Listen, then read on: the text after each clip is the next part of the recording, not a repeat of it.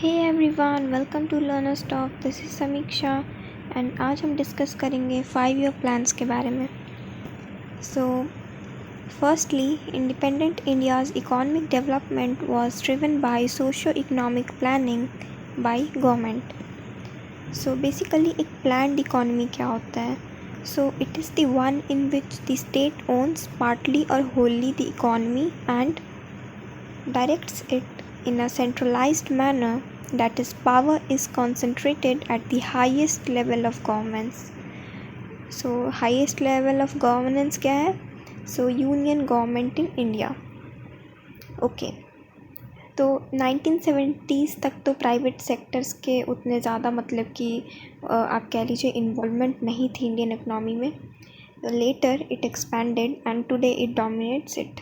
सो जो हमारा एलपीजी जो रिफॉर्म्स आया था, उसके बाद ही जो है प्राइवेट सेक्टर जो है बहुत ही ज़्यादा उसका इन्वॉल्वमेंट हुआ इंडियन इकॉनमी में। सो नाउ मिस्टर विश्वेश्वरैया के बारे में आपने सुना होगा। So he was an engineer and design and the Krishna Raja Sagar dam and also sponsored the Bhadravati Iron Works. So he was an admirer of Japan's industrial progress and also studied the Soviet 5-year plans and the initiative of the American President Roosevelt, whose New Deal showed the power of state to rebuild economies. So ये basically यहाँ पे great depression की बात ही हो रही है।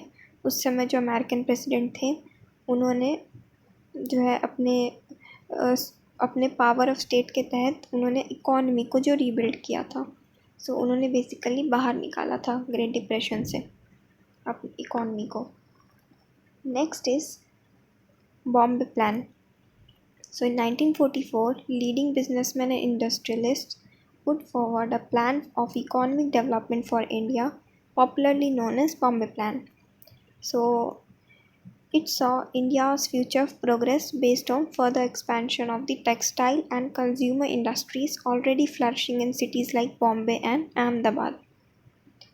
ठीक है, देन हम आते हैं इसके बाद अब प्लानिंग की जो गोल्स क्या क्या होती हैं। सो इंडिया ने जो लॉन्च किया था 5 ईयर प्लान फ्रॉम 1951, उसमें मेनली जो गोल्स थे वो थे, first one is growth, second one is modernisation, third one is self-reliance, and social justice is the last one.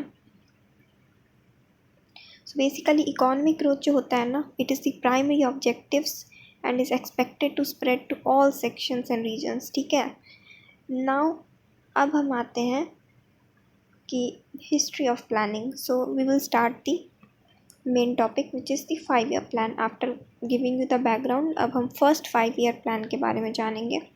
तो इट वॉज़ फ्रॉम 1951 टू 56।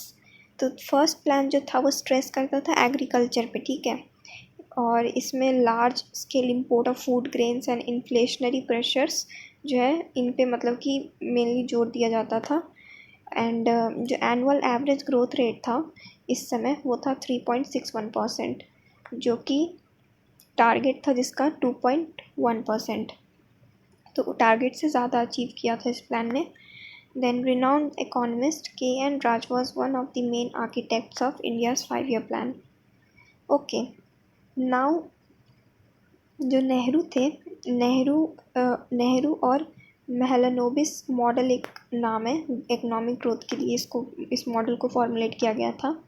तो इसमें इन्हीं के तहत मतलब कि इनके सजेशन की वजह से ही जो फर्स्ट 5 ईयर प्लान था उसे एग्रीकल्चर पे फोकस किया गया फॉर फूड सिक्योरिटी, जैसा कि हमने अभी देखा।